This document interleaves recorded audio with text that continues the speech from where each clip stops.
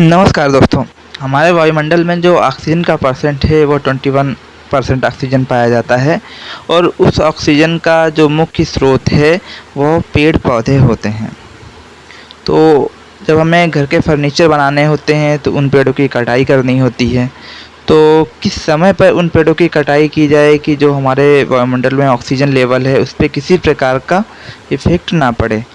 अगर हमारे पेड़ जो हैं प्योर मैच्योर हो जाते हैं तब उन्हें काटा जाता है, तो उस लकड़ी को हम बेहतर से बेहतर इंजीनियरिंग पर्पज़ में यूज कर सकते हैं और उसको बेहतर से बेहतर यूज करने के साथ उस फर्नीचर को काफ़ी लंबे समय तक चला सकते हैं। अगर हम पेड़ को अंडर मैच्योर काटते हैं तो जो हमारी लकड़ी होती है वो लकड़ी भी अच्छी नहीं प्राप्त होती है और जिससे हमारे फर्नीचर जल्दी ख़राब हो जाते हैं। तो जब पेड़ कटाई करें तो फुल मैच्योर होने पे काटें।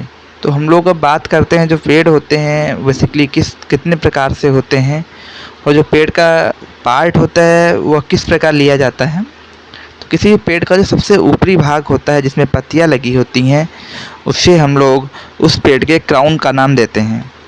इसके बाद जो मिडिल भाग होता है जिसको हम इंजीनियरिंग पर्पज़ से यूज करते हैं तो उसे हम स्टम का नाम देते हैं। सबसे निचला पार्ट जो कि ज़मीन के अंदर होता है उसे हम रूट के नाम से जानते हैं। परंतु जब इंजीनियरिंग पर्पज़ से हमें लकड़ी का उपयोग करना हो तो जो वह लकड़ी जो 600 mm से ज़्यादा हो उसे इंजीनियरिंग पर्पज़ से यूज करते हैं। अब जो हमारी जो लकड़ी होती है यह सर्कुलर शेप में होता है, तो उसका हम लोग किस किस नाम से जानते हैं। सबसे पहले जो सर्कुलर शेप होता है उसके मिडिल भाग को पिथ कहते हैं, सबसे ऊपरी भाग को बर्क, आउटर बर्क, इनर बर्क और सबसे जो पिथ से ऊपर सैपवुड और हार्डवुड होता है ये सब लकड़ी का स्ट्रक्चर होता है जिन्हें हम आँखों से देख सकते हैं।